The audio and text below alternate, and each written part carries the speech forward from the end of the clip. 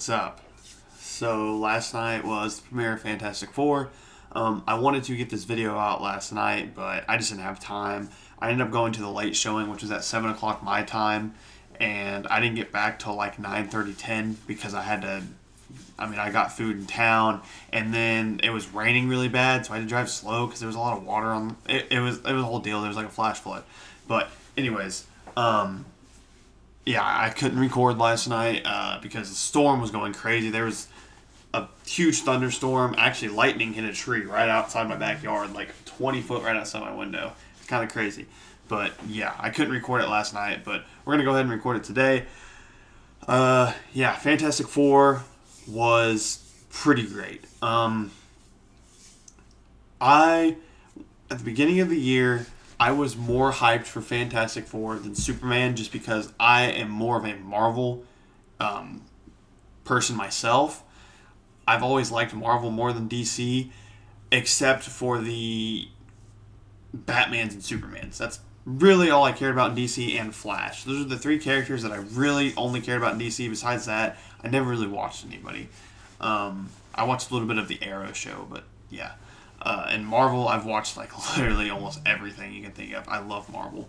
But the more promotions that came out for Superman, the more I became hyped. And honestly, beginning of the July hit, I was more hyped for Superman than Fantastic Four.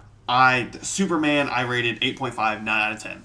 It's probably an easy 9 out of 10 for me. I know there's flaws with the movie. I don't care. I love Superman. It was definitely the best Superman we've ever gotten, movie, and he's probably the best Superman in my opinion. But this isn't the Superman. We talked about that in the last movie review, but Fantastic Four, like I said, was fantastic. I made a post last night once I was literally sitting in the movie theaters right after the post-credit scene, which we'll talk about, and I posted that it was fantastic. It was amazing. Rotten Tomatoes open debut gave it an 88%, which is obviously the highest Fantastic Four movie ever. 37% was the next highest, and that is Rise of the Silver Surfer. So not a high bar to beat. And Fan Four Stick was probably the worst movie, one of the worst comic movies of all time. So, anyways, getting into the movie. Just without spoiling anything, just talking about it, face value, the first hour is absolutely fantastic, no pun intended.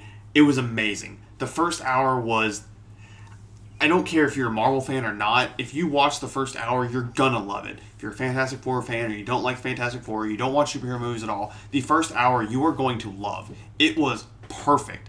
If the whole movie was like the first hour, it was a 10 out of 10, easy for me. It was going to be one of the best movies of all time. It was amazing. And not to say the second half of the movie and third half of the movie, or third act, was terrible. The second act was good. It had the best scene in the movie. But the first act, introducing the Fantastic Four, because they've been the Fantastic Four for 4 years. You see that in the trailer or whatever. They're already established. So it's just a quick montage of them saving the day against many other villains. And that's all I'm going to say. That doesn't really spoil much. You kind of get that in the trailer. But it was amazing. It was just, we're watching Mr. Fantastic do some stuff. We're watching the Thing do some stuff. This is where the Thing pulls the boat. You see that in the trailer. We're watching Johnny do some stuff. And we're watching Sue do some stuff. So the first hour was just amazing. And that first 15-minute sequence was probably the second best scene in the movie. And we'll talk about the first best scene. But it was amazing. It was fantastic. I loved it. So we get to the second act. And it didn't fully lose me, but it did start to feel like it was kind of dragging. This is where my 10 out of 10 rating dropped to a 9, and it wasn't terrible. I mean, it still was a 9 out of 10. So it was amazing. It just wasn't peak like the first act. And then we get to the third act, and that's where it really lost me. The movie, I'm going to rate it an 8 out of 10. I believe it is a 4 out of 5 stars on Letterboxd. It is an 8 out of 10. I loved it. And that just goes to show how good the first half of the movie is compared to the second half, because the second half really lost me. The ending, I wouldn't say it sucked per se, but it wasn't great. it wasn't. It was good or mid. The ending was kind of mid. And when I say mid, I don't use the term mid as bad. I use it as it is average. It was average. It was just an ending, I guess. It wasn't spectacular like Infinity War's ending was crazy because that's the first time a villain's ever won in these movies. No, it wasn't anything like that. It was just an average ending. So that's about all I can give away without spoilers. I will go ahead and go into some spoilers for the movie. I want to try to leave a lot out, but at this point, I've talked for 5.5 minutes about it. If you guys don't care to see the movie, then you just keep watching, and if you guys want to, just come back after the movie. But so, the first sequence, I kind of talked about it. All of the Fantastic Four members are doing their own thing. That's where we see, you see it in the trailer, Reed Richards is kind of climbing that, like, metal ladder-looking thing, and he flies over the rail with all the fire in the background. And then we see Johnny, which is one of the most visually appealing scenes. And there's a lot of visually appealing scenes. We'll get to it, because Silver Surfer, peak. Silver Surfer was peak. Like, the MVP of the movie, not really. She's probably top 5 character in the movie. Oh, crap. Oops. I don't know what happened. My computer just shut off. Anyways, she's probably top 5 character in the movie. She was amazing. She was way better than I thought she was going to be. Anyways, we have this amazing scene where an oil rig, I believe, is like fully engulfed in flames, and Johnny flies through, and he just stands there, aura farming, and sucks in all the flames. He just absorbs them, which was amazing. And then it kind of just cuts to all the Fantastic Four members working together and defeating villains like Mole Man. We see a little bit of Mole Man. We see a little bit of Red Ghost animals, but we don't see Red Ghost. And then we get Diablo, Puppet Master, and the Thinker? I don't remember. Someone else. And they get... Oh, Wizard. They get name dropped, but they don't show them. So... Anyways, it was pretty cool. All those characters are like, I've read Fantastic Four comics, and it was cool to see. Mole Man, I was hyped. I loved Mole Man. And they did Giganto, which was sick. And then they named out Diablo. I like Diablo.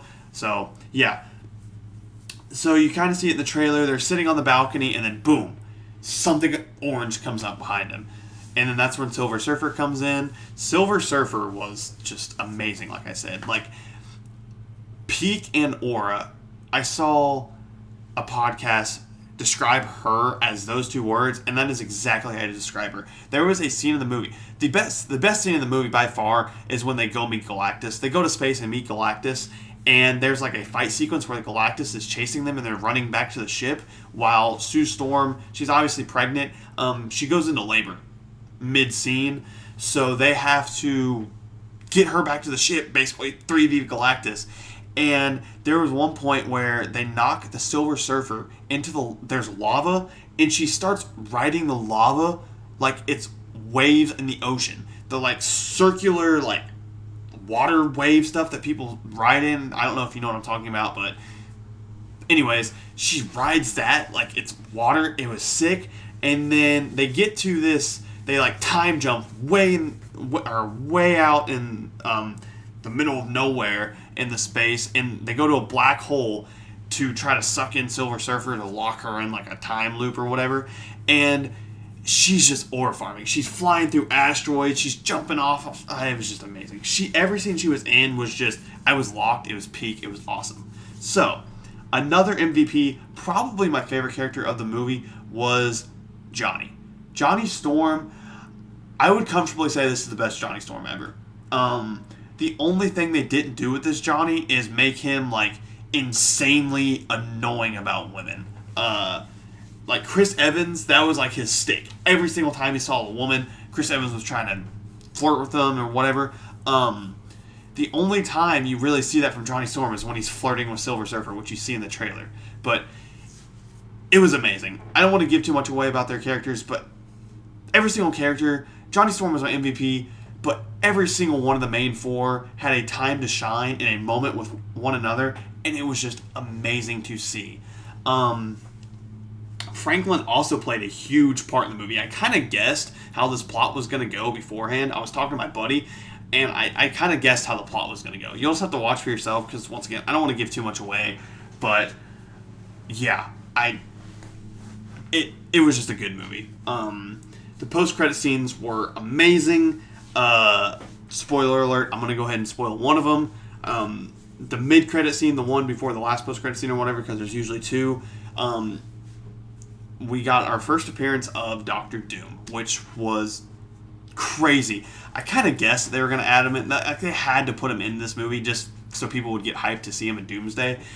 But basically, Sue goes to get a book from her like library thing to read to Franklin, and when she comes back, Doctor Doom is just sitting there talking to Franklin, and then the movie ends. Well, that post-credit scene ends. And then the second post-credit scene, I mean, it's cool, you can watch it, but it's just the intro to an old Fantastic Four cartoon, so it's nothing special. But, yeah, this movie definitely met my expectations. I wouldn't say it, like, surpassed, like, Superman. Like, Superman I thought was going to be, like, a 7 out of 10, and it was a 9 out of 10. It was amazing. I would put this lower than Superman, but it's still an amazing movie, and you guys should go watch it. But, yeah, that's basically all the main movies for the rest of the year that I can think of. Next year, we're obviously getting the Spider-Man movie, we're getting the Punisher special, and then we're getting Doomsday. And then the year after that, we're getting Secret Wars. And then the MCU is done, which is kind of crazy to think about. But, yeah, I'll catch you guys in the next one. Peace.